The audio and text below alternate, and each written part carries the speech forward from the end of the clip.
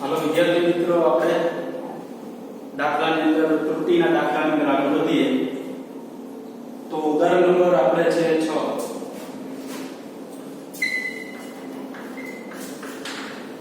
સમજો રકમ બરાબર. રાષ્ટ્રીય પ્રયોગશાળામાં આવેલી પ્રમાણભૂત ઘડિયાળ સાથે બે ઘડિયાળનું પરીક્ષણ કરવામાં આવે છે. એક પ્રયોગશાળાની અંદર એક ઘડિયાળ છે, એની સાથે બીજી બે ઘડિયાળ કમ્પેરિઝન કરવામાં આવે છે. બરાબર. શું કીધું? પ્રમાણભૂત ઘડિયાળ જ્યારે બપોરના 12 નો સમય દર્શાવે છે ત્યારે આ બે ઘડિયાળનો સમય નીચે મુજબ છે.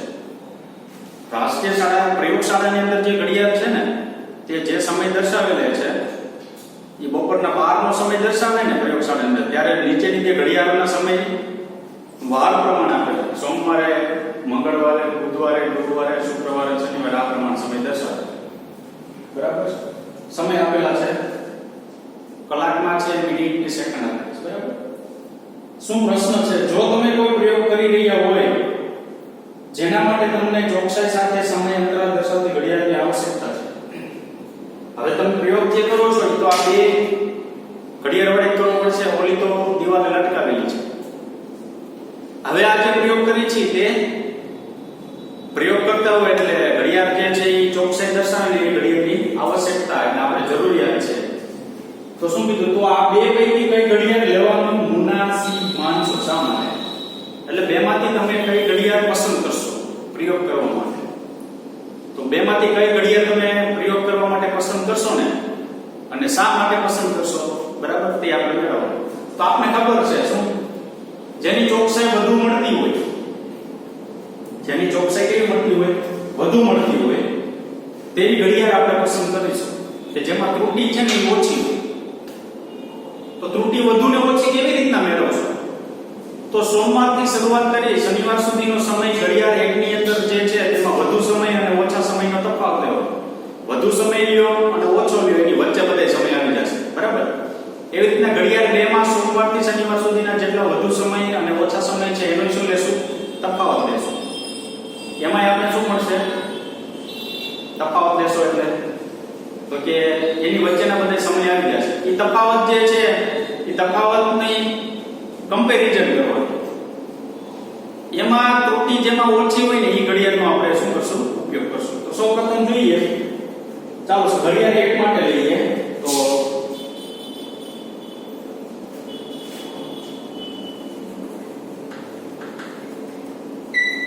વાત કરશું એક માટે.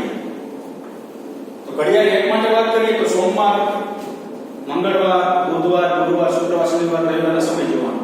તો જો જે આપણે ઘડિયાળ એકની અંદર એવું દેખાય છે કે ગુરુવારે સમય સૌથી વધારે છે 12, 1 અને 50. એનાથી બધા સમય કેવા છે? ઓછા છે. જો અને બુધવારે સમય સૌથી ઓછો છે. જો 11, 59 ને 8. બરાબર. તો સૌથી ઓછો સમય બુધવારે છે ઘડિયાળ એકમાં, સૌથી વધુ સમય ક્યાં છે? ગુરુવારે છે. તો હવે જો 12 ગુણ્યા 3600 પર સેકન્ડમાં આપણે બધું ફેરવી નાખીએ. બરાબર. તો 12 ગુણ્યા 3600 તમે કરશો ને એટલે 43200 સેકન્ડ મળશે. કેટલી મળશે? 43200 પ્લસ મિનિટની સેકન્ડ ઉમેરો તો 59 મિનિટ છે. 59 ગુણ્યા તમે પાસે કેટલા કરશો? સોરી, 59 ને 1 મિનિટ છે તો 1 મિનિટ ગુણ્યા કેટલા કરશો? 60 સેકન્ડ. એટલે પાછા 60 મળે ગુણ્યા સોરી વત્તા કેટલી સેકન્ડ છે? 50 સેકન્ડ છે. વત્તા 50. આ શું થયું? આ બધું છે સેકન્ડમાં ગયું. આ 12 હતા. બરાબર. 1 મિનિટ માટે 60 સેકન્ડ, 1 કલાક માટે 3600 સેકન્ડ. 12 કલાક માટે કેટલી સેકન્ડ? તો 12 ગુણ્યા 3600 એટલા. આ 1 મિનિટ છે એટલે 60 સેકન્ડ, આ 50 સેકન્ડ આપેલી છે. આનો જો ટોટલ મારવામાં આવે ને તો આપણે મળશે 43310. બરાબર. આ શું થયો? વધુ સમય થયો. હવે સૌથી ઓછો સમય છે આપણી પાસે બુધવાર છે 11, 59, 8. તો 11 ગુણ્યા 3600 કરો એટલે 39600 મળશે. પછી 59 ગુણ્યા 60 સોરી 59 ગુણ્યા 36 સોરી 60 કરશો તમે એટલે 35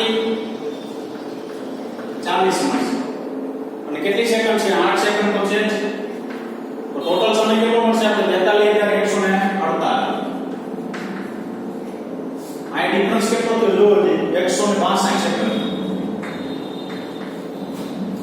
ટૂંકમાં ઘડિયાળ એકમાં વધુ સમય ઓછો સમય લઈ લ્યો એની વચ્ચેના બધે સમય તો આવી જાય છે તો તમને જે ફેરફાર જે પ્રાપ્ત થાય છે એ કેટલો થાય છે 162 સેકન્ડ એવી રીતે ઘડિયાળ 2 માટે લઈએ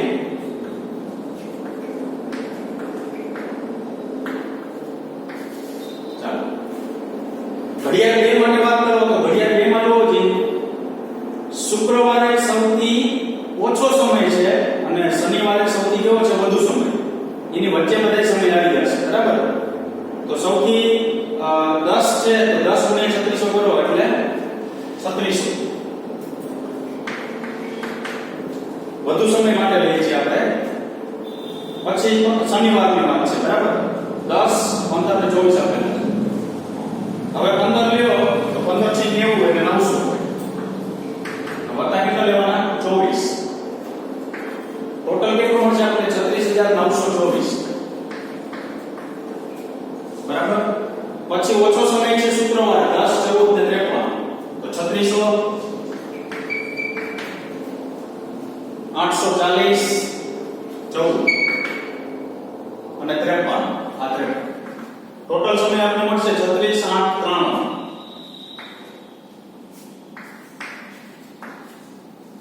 આની બે બાદબાકી કરો આ વધુ છે આ ઓછું છે બાદ કરો આ વધુ ઓછું બાદ કરો તફાવત મળે અહીં તમને તફાવત મળશે 31 સેકન્ડ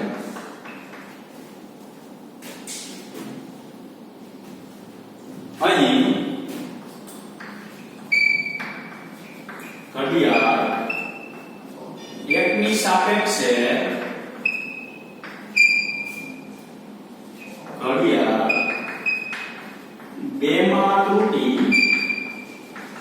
ઓછી છે એક છે ને એની સાપેક્ષે 2 માં ત્રુટી ઓછી છે જો મેં તમને એવું કીધું ઓછી ત્રુટીવાળા સાધનનો ઉપયોગ કરવામાં આવે છે ત્રુટી કેવી હોય ઓછી ત્રુટીવાળા સાધનનો ઉપયોગ કરવામાં આવે છે તો આપણે આમ ઘડિયાળ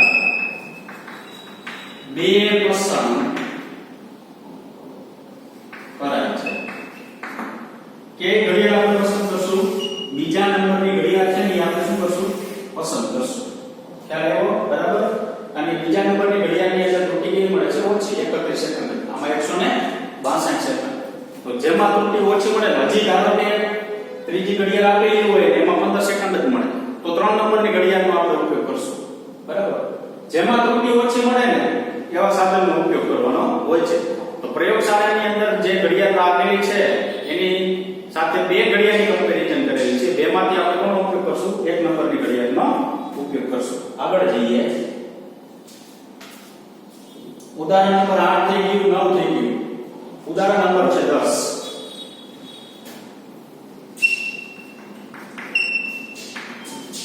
શું છે 10 માં R1 બરાબર 100 ± 3 100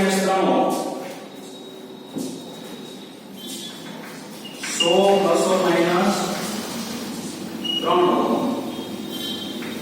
R2 બરાબર 200 ± 4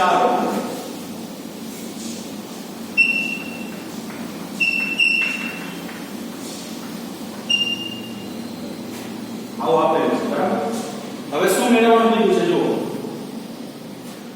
આ છે ને R1 માટે આ R1 થાય આ ડેલ્ટા R1 થાય આ R2 થાય આ ડેલ્ટા R2 ત્રુટી આપને ખબર છે આ નિરપેક્ષ ત્રુટી હોય પાછળની બરાબર R1 ડેલ્ટા R1 R2 અને ડેલ્ટા R2 હવે શું કીધું આપણે જોઈએ બે અવરોધોને પેલું શ્રેણીમાં બીજું સમાંતરમાં જોડેલ છે બે અવરોધો છે શ્રેણીમાં એટલે R બરાબર R1 + R2 તમારે 10મા ધોરણમાં અવરોધો આવી ગયા શ્રેણીમાં જોડો એટલે R1 + R2 સમાંતરમાં જોડો તો R કેટલું મળે R1 R2 / R1 + R2 અથવા એવું કહી શકાય 1/R = 1/R1 + 1/R2 આ સૂત્ર આપેલા છે આપણે એનો ઉપયોગ કરવાનો છે આપણે કઈ બીજું કઈ નવું કરવાનું નથી તેનો સમતુલ્ય અવરોધ મેળવો તો પેલું એ માટે સંબંધ તમારે કોનો ઉપયોગ કરવાનો છે તો કે r1 r2 તો અહીંયા પહેલું શું થશે શ્રેણી માટે તો શ્રેણી જોડાવાનું સમતુલ્ય બળ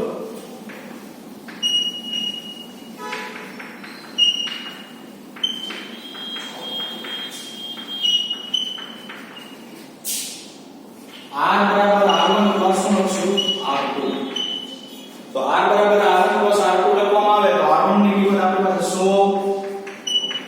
પ્લસ ઓર માઈનસ 3 આ પ્લસ 200 પ્લસ ઓર માઈનસ 4 હવે આપણે ખબર છે આ પહેલું g બાદબાકી સરવાળો જે થતો એ કરી નાખવાનો પહેલો સરવાળો થાય એટલે અહીંયા 300 પ્લસ ઓર માઈનસ આ 3 છે ને આ 4 છે આ ત્રુટિ છે જો ડેલ્ટા r1 અને ડેલ્ટા r2 બરાબર હવે ત્રુટિનો હંમેશા શું થાય મેં કીધું સરવાળો ત્રુટિનો હંમેશા સરવાળો એટલે અહીંયા આવશે 7 બરાબર 300 પ્લસ ઓર માઈનસ 7 ઓહમ એવો જવાબ આપણને પ્રાપ્ત થશે હવે બી ઓપ્શન પસંદ કરી હવે એમાં એક સૂત્ર છે એનો ઉપયોગ કરવાનો છે જુઓ 1/r' બરાબર 1/r1 પ્લસ 1/r2 અને ડેલ્ટા r' બરાબર 1/r' સ્ક્વેર બરાબર delta r1 upon r1 square plus delta r2 by r2 નો ઉપયોગ કરો આમાં જે આપ્યું એનો જ ઉપયોગ કરવાનો છે તો પહેલા આપણે પસંદ કરી 1/r' બરાબર 1/r1 પ્લસ 1 શું છે r2 તો આમાંથી r' મેળવવું હોય તો r1 r2 by r1 plus શું થાય r2 શું કામે હું એકના છેદમાં r1 લખું તો અહીં મારે લસા લે r1 r2 તો ઉપર r1 પ્લસ r2 થાય પણ મારે જોતું છે r' તો એ ઊંધું થઈ જાય r1 r2 ઉપર વહી જાય r1 પ્લસ r2 આવી જાય છેદમાં તો r1 r2 ના છેદમાં r1 પ્લસ r2 ચાલો r1 r2 r1 છે આ r2 છે આ 100 ગુણ્યા 200 છેદમાં 300 આમ થાય 100 વત્તા 200 ઉપર ગુણાકાર ઉપર થશે 20000 અહીં બે આમ ઉડાડી દીધા તો 200 ના છેદમાં 3 થાય 200 ના છેદમાં 3 એટલે 66.7 ઓહમ એવું લખાય આ શું મળે આપણે r ડેશ મળશે બરાબર હવે નવું સૂત્ર આપેલું છે ડેલ્ટા r ડેશ મળ્યું હવે ડેલ્ટા r ડેશ આ ક્યાંથી એવું નથી જોવાનું તમને સૂત્ર સ્વીકારીને આગળ વધવાનું કીધું છે delta r1 by r1 plus delta r2 by r2 square છે બરાબર આ સ્ક્વેર ચાલો હવે delta r ડેશ મેળવવું હોય તો આ બે સામે થાય તો r dash square by r1 square into delta r1 plus r dash square r2 square અને delta r2 r dash square અહીં સામે ગુણ દીધા હવે હું અહીં સ્ક્વેર કાઢી નાખું આમ તો હું હોલ સ્ક્વેર આવું છે અહીં સ્ક્વેર કાઢી નાખું બે પાસે અહીં શું લખી શકું હોલ સ્ક્વેર આવું લખી શકું તો ડેલ્ટા r ડેશ કેટલું થાય તો r ડેશ તો આપણને મળી ગયું 66.7 અહીં r1 કેટલું છે 100 એનો સ્ક્વેર ડેલ્ટા r1 એટલે 3 થાય જો અહીં r1 અને ડેલ્ટા r1 એટલે કેટલું થશે 3 થશે એટલે અહીં 3 વત્તા r ડેશ એટલે કેટલું પાછું 66.7 છેદમાં કેટલા r2 એટલે 200 ના એ કેટલા ડેલ્ટા r2 એટલે 4 આનું જો સાદું આપવામાં આવે ને તો ફાઇનલ જવાબ 1 પોઈન્ટ કેટલો મળે છે આ તો આમાં ત્રુટિ જે આપણે પ્રાપ્ત થશે તો r dash plus or minus delta r dash તો r ડેશ એટલું મળ્યું 66.7 plus or minus r dash એટલે 1.8 બરાબર ઓહો આટલો જવાબ આપણે શું થશે પ્રાપ્ત થશે કાઈ નથી કરવાનું જે આપણે રકમની અંદર સૂત્ર આપેલા છે એ સૂત્રનો જ આપણે શું કરવાનો છે ઉપયોગ કરવાનો છે બરાબર બીજું કઈ નવું છે નહીં એ મેળવવાનું કીધું શ્રેણીમાં બી મેળવવાનું કીધું સમાંતરમાં મેળવવા માટે r ડેશ અને ડેલ્ટા r ડેશ મેળવવા માટે બે સૂત્રો કીધું તો r ડેશ મળી ગયું ડેલ્ટા r ડેશ મળી ગયું ચલો મૂકી દેવું બરાબર ચાલો 11મો ચાલુ થઈ ગયો છે. ઉદાહરણ નંબર 12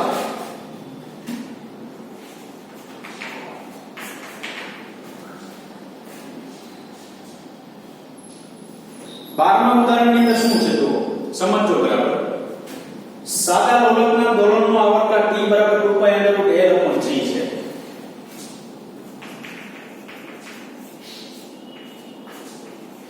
આમ છે.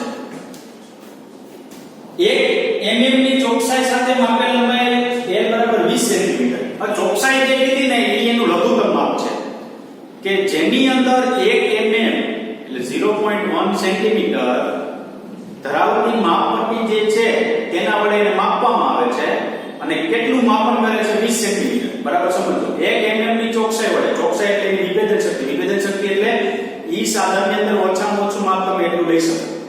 આગળ 1 સેકન્ડ વિભેદક વડે કાંટા ઘડિયાળથી 100 દોલન માપવા માટે 90 સેકન્ડ જેટલો મળે. 1 સેકન્ડ વિભેદક વડે એટલે ઓછામાં ઓછું 1 સેકન્ડનું માપન કરતી હોય ને એવી ઘડિયાળ. 1 મિનિટ એ નહીં, સેકન્ડનો ભાગનો 100મો ભાગ એ નહીં, ખાલી 1 સેકન્ડ માપન કરતું હોય ને તો વિભેદક શક્તિ કેટલી થઈ 1 સેકન્ડ થઈ. એક ઘડિયાળ છે 1 સેકન્ડ એટલે મીટર પ્રતિ છે ની 1 mm છે. તો g નું મૂલ્ય કેટલી ચોકસાઈથી નક્કી થયું હશે? g નું મૂલ્ય કેટલી ચોકસાઈથી, ચોકસાઈ એટલે શું? ત્રુટિ. બરાબર. ચોકસાઈ એટલે એક પ્રકારની એમાં કેટલી ત્રુટિથી એનું માપન થયું હશે તે. તો અહીંયા આપણે જોવો છે ડેલ્ટા L બરાબર શું છે? 1 mm 0.1 સેન્ટીમીટર લખાય. 1 mm એટલે 0.1 સેન્ટીમીટર લખાય. L બરાબર કેટલું છે? 20 સેન્ટીમીટર. એટલે આ ત્રુટિ છે ને એ ડેલ્ટા L વડે ખાલી લંબાઈ માપવાની છે 20 સેન્ટીમીટર. હવે ડેલ્ટા T છે ને એ 1 સેકન્ડ માપવાનું વિભેદન વાળો મપાય છે. પણ ખાલી T જે છે ને એ કેટલું મપાય છે? 90 સેકન્ડ માપવાનું.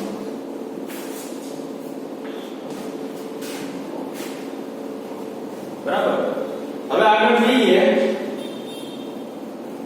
તેમજ આવર્તન કેપિટલ T બરાબર સ્મોલ t લખાય. તો તમને આ સૂત્ર નથી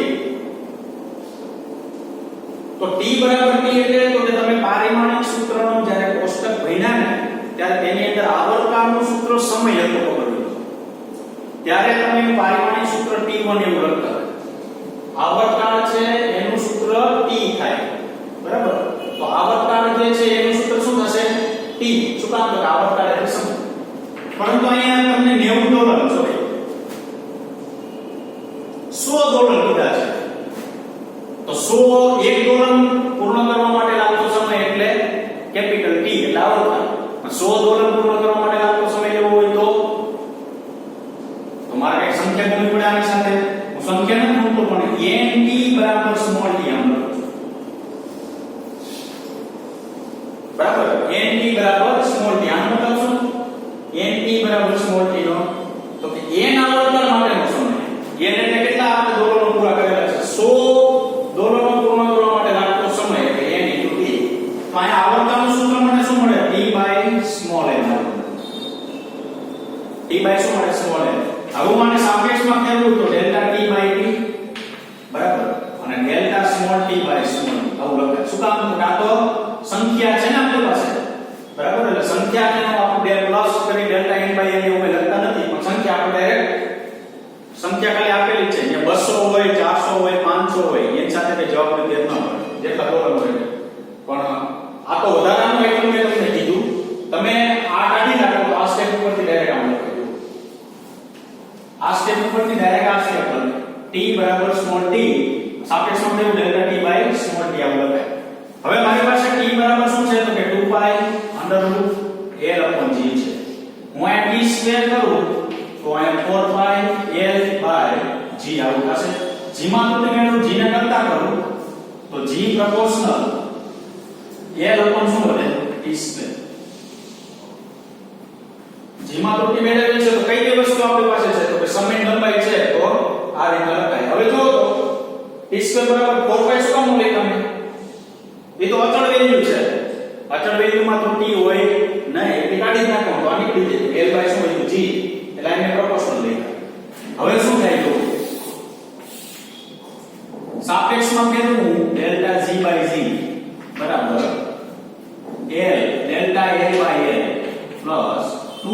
ડેલ્ટા ટી બાય ડી. બેનો ભાગાકાર છે, કાં તો પદ છે, તો ભાગાકાર હોય ઘાતો પદ હોય બધાનો સરવાળો થાય. સાપેક્ષમાં ફેરવો ડેલ્ટા L બાય L ડે ટી સ્ક્વેર છે ડેલ્ટા L માં લીધું આ આગળ લઈ લેવાની, આ આગળ લઈ લીધી ડેલ્ટા ટી બાય ડી. હવે આપણી પાસે આવર્તન નથી, સમય આપેલો છે. જો આવર્તન નથી, શું આપેલું છે? સમય. આવર્તન નથી, સમય આપેલો છે ને એટલે આપણે t બરાબર સ્મોલ t લીધું. ખ્યાલ આવ્યો કે નહીં? એટલે હવે એ ડેલ્ટા t બાય t બરાબર તમે લખી શકો delta small t by small t. જોજી તો ડેલ્ટા g બાય g બરાબર ડેલ્ટા l ના છેદમાં l plus 2 delta small t by small t આવું લખાય. ચાલો ડેલ્ટા l એટલે કેટલું છે? 0.1. ખાલી l કેટલું છે? 20 સેન્ટીમીટર એટલે 20 પ્લસ આ 2 ડેલ્ટા t કેટલું છે? 1 સેકન્ડ. ખાલી t કેટલું છે? 90 સેકન્ડ. આનું સાદુરૂપ આપો. આનું જો સાદુરૂપ આપવામાં આવે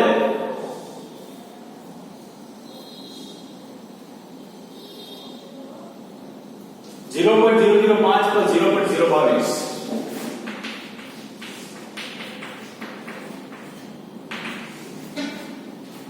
0.0 હા આનો સરવાળો કરો 0.027 થાય.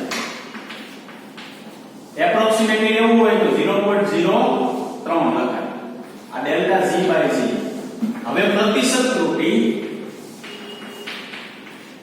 g માં પ્રતિશત ત્રુટિ તો ડેલ્ટા g બાય g ગુણ્યા શું કરવું પડે?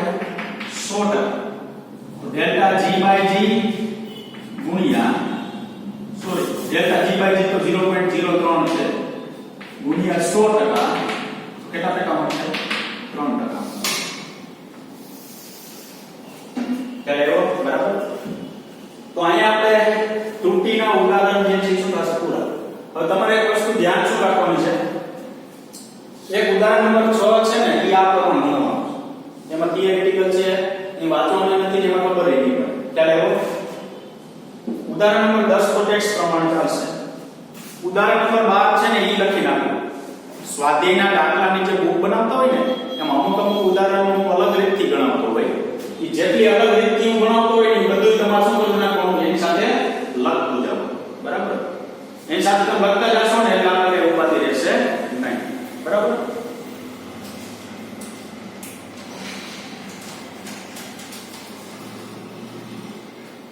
ચાલો હવે આગળ જઈએ. સ્વાધ્યાય 13 નો દાખલો છે.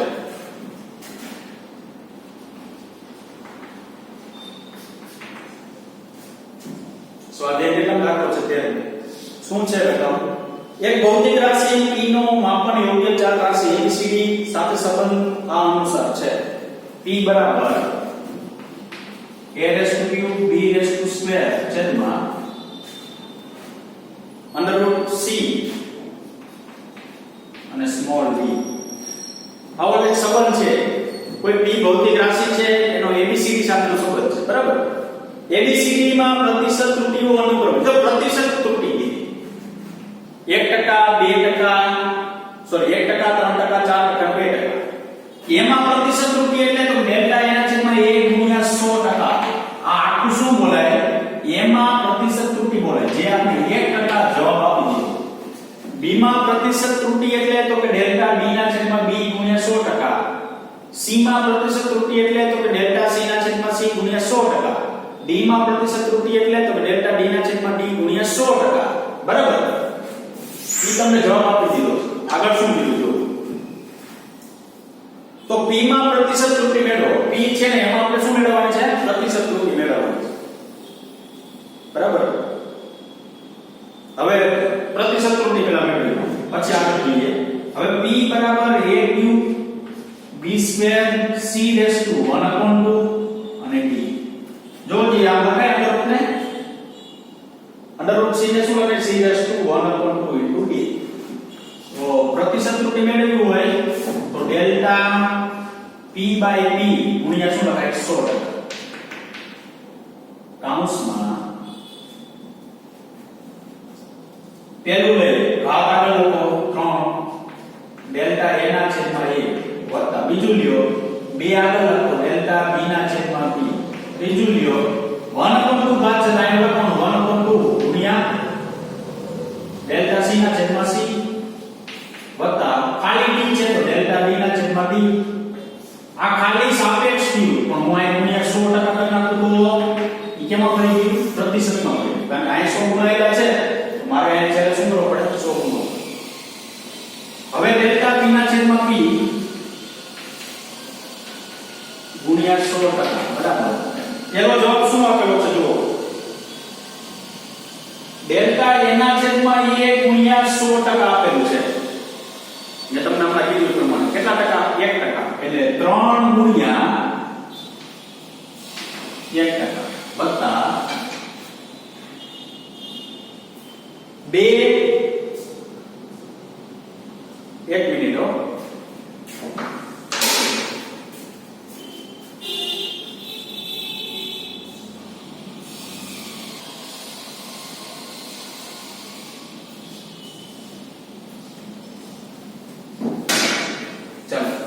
હવે અહીંયા 2 તો છે જ એટલે અહીં 2 લખી નાખો શું છે ડેલ્ટા b ના છેદમાં b ગુણ્યા 100% ડેલ્ટા b ના છેદમાં b ગુણ્યા 100% એટલે 3%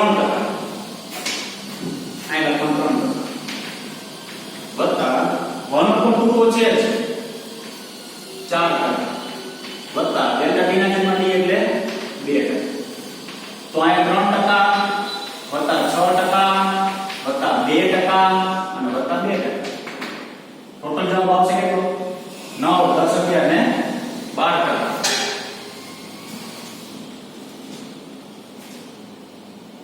6 7 8 9 10 11 12 13% આવશે બરાબર તો p માં પ્રતિશત રૂપિયા આપણને મળી છે કેટલા ટકા 13%. હવે આગળ કઈ પૂછ્યું છે એ આગળ જે પૂછેલું છે ને હું અત્યારે લખી નાખું છું પણ તમારે સાર્થક અંક અને રાઉન્ડ ઓફ ના નિયમ આવશે લગભગ જો કેમિસ્ટ્રી માં આવી ગયા હોય તો કઈ ઉપાધિ નથી જો આવશે તો ત્યારે તમને ખ્યાલ આવી જશે બરાબર શું કીધું p માં પ્રતિશત રૂપિયા જો ઉપયુક્ત સંબંધનો ઉપયોગ કરી ગણતરીમાં p નું મૂલ્ય 3.763 મળતું હોય તો તમે આ પરિણામ ક્યાં મુજબ સુધી રાઉન્ડ ઓફ કરશો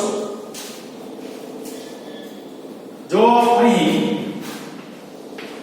p બરાબર 3.763 આવું મળે છે તો ક્યાં સુધી રાઉન્ડ ઓફ કરશો તો કે અહીંયા આપણી પાસે 2 અંક સુધી છે તો 2 અંક સુધી રાઉન્ડ ઓફ કરવું તો p બરાબર 3 પોઈન્ટ કેટલા મળે 8 બરાબર 2 અંક સુધી શું લીધું ને ઈ સાર્થક અંક આપણે ચલાવશું ને ત્યારે આપણે વધુ ખ્યાલ આવશે બરાબર ચાલો સ્વાધ્યાયનો છઠ્ઠો દાખલો છે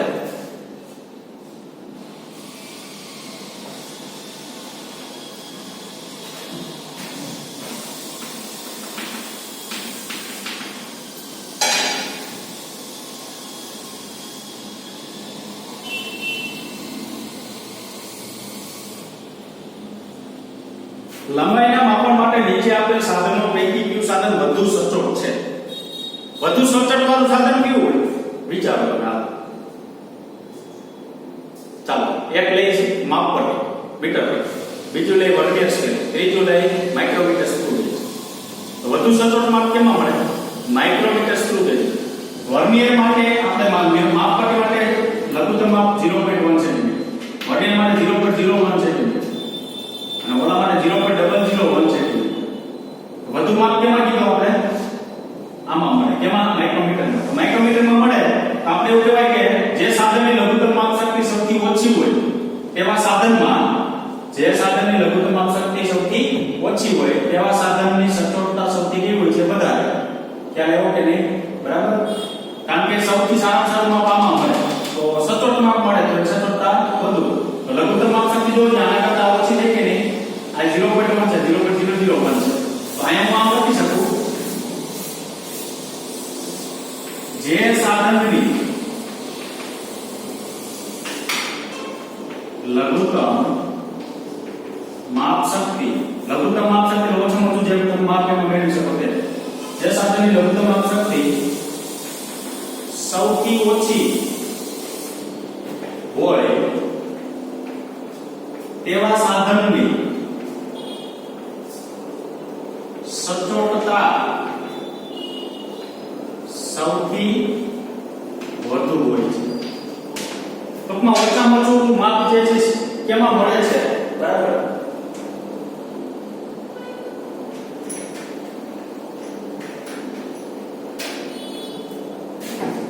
જે સાધનની લઘુત્તમ માપ શક્તિ સૌથી ઓછી હોય તેવા સાધનની સચોટતા સૌથી વધુ. તો પહેલું શું આપ્યું જુઓ, વર્નિયર કેલિપર્સ જેના વર્નિયર માપમાં 20 વિભાગ છે. તો વર્નિયર જે છે એની લઘુત્તમ માપ શક્તિ 0.01 સેન્ટીમીટર. ચાલો બી આપેલું છે. માઇક્રોમીટર સ્ક્રૂ ગેજ એમાં શું આપ્યું ને જો સાધન જોઈ લો. Micrometer screw gauge 0.001 centimetre. આ બે ગેજમાં હોત ને તો સૌથી વધુ સચોટ માપ કોનું હોત? બીજા. હજી ત્રીજું આપેલું છે જો શું આપેલું છે, એક પ્રકાશીય યંત્ર જે પ્રકાશિત તરંગ લંબાઈ સુધીની લંબાઈ માપી શકે છે. તરંગ લંબાઈ કીધી અને પ્રકાશ એટલે દ્રશ્ય પ્રકાશ ગણો તો 4000 એંગસ્ટ્રોમ થાય. તો 4000 એંગસ્ટ્રોમ થાય તો લઘુત્તમ માપ શક્તિ 0.00001 સેન્ટીમીટર. 10⁻⁻6 સુધી -7 સુધી 10 × 10⁻⁷ એવું લખી શકે, બરાબર? તો જો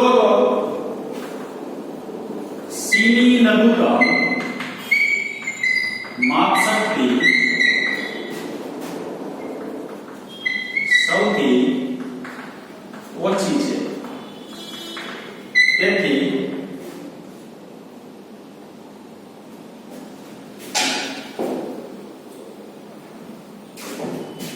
સી વધુ સચોટ એવું. ટૂંકમાં દ્રશ્ય પ્રકાશ માટે આ પ્રકારની આપણે મળશે, બરાબર? સૌથી લઘુત્તમ માપ શક્તિ કોની ઓછી છે? સી ની છે. સ્વાધ્યાયનો 8મો દાખલો છે.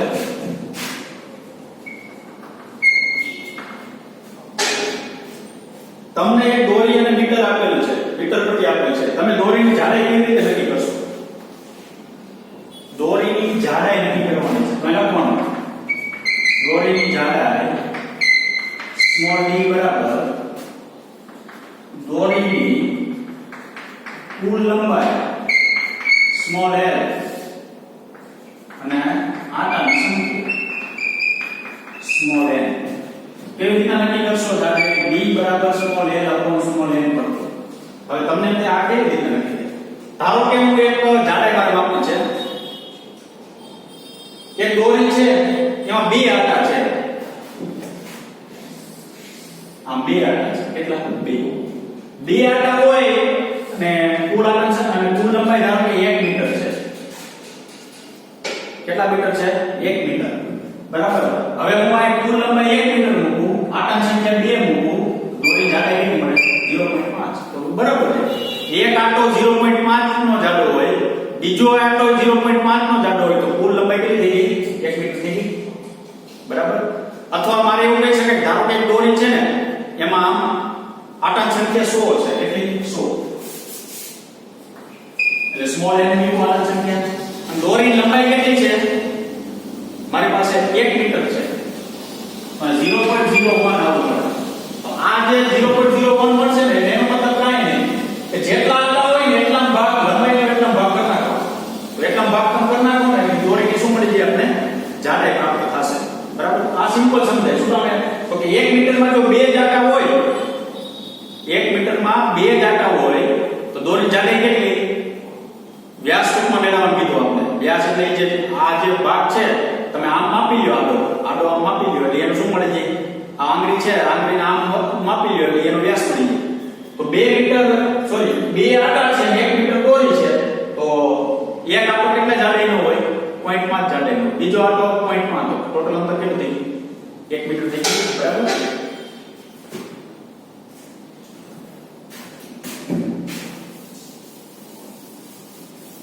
ટૂંકમાં સૂત્રનો ઉપયોગ કરો, બસ આપેલ.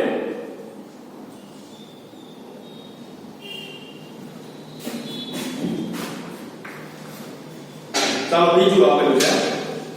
એક સ્ક્રૂ ગેજમાં પેચ અંતર 1 mm છે અને વર્તુળાકાર સ્કેલ પર 200 વિભાગ છે. શું તમે વિચારી શકો કે વર્તુળાકાર સ્કેલ પર વિભાગોની સંખ્યા સ્વેચ્છાએ વધે તો સચોટતા વધારી શકાય? વધે છે. તમારી પાસે આમ આમ આમ કાપા હોય બરાબર. હવે વચ્ચે કાપા તમે ઉમેરો 200 ની બધાય 200 કાપા છે બધી વચ્ચે આમ નાખી દો ટોટલ કેટલા થઈ જાય 400 થઈ ગઈ. તો સચોટતા જે છે શું કરી શકાય વધારી શકાય. તો આપણે કહેવાય આ તો વર્તુળાકાર સ્કેલ કીધી. વર્તુળાકાર સ્કેલ તમે પ્રેક્ટિકલ તો કરેલા નથી. માઇક્રોમીટર સ્ક્રૂ ગેજ જ્યારે પ્રેક્ટિકલ તમે કરશો ને ત્યારે એની અંદર એક વર્તુળાકાર સ્કેલ આવે છે બરાબર. ત્યારે તમને સમજાઈ જશે. તો શું લખવાનું આ વર્તુળાકાર સ્કેલ પર વિભાગોની સંખ્યા સ્વેચ્છાએ વધારવી. વર્તુળાકાર સ્કેલ પર વિભાગોની સંખ્યા સ્વેચ્છાએ આપણે કહીએ વધારીને સચોટતા વધારી શકાય છે. ચાલો સી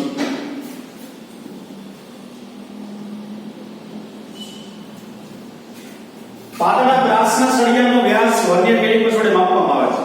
5 અવલોકનો દ્વારા મેળવેલ પરિણામની સરખામણીમાં 100 અવલોકનો વડે મેળવેલ વ્યાસનું અપેક્ષિત પરિણામ શા માટે વધુ વિશ્વસનીય હોય છે? હવે તમને એવું કીધું કે એક બ્રાસનો સળિયો છે એનો વ્યાસ માપી છે આપણે.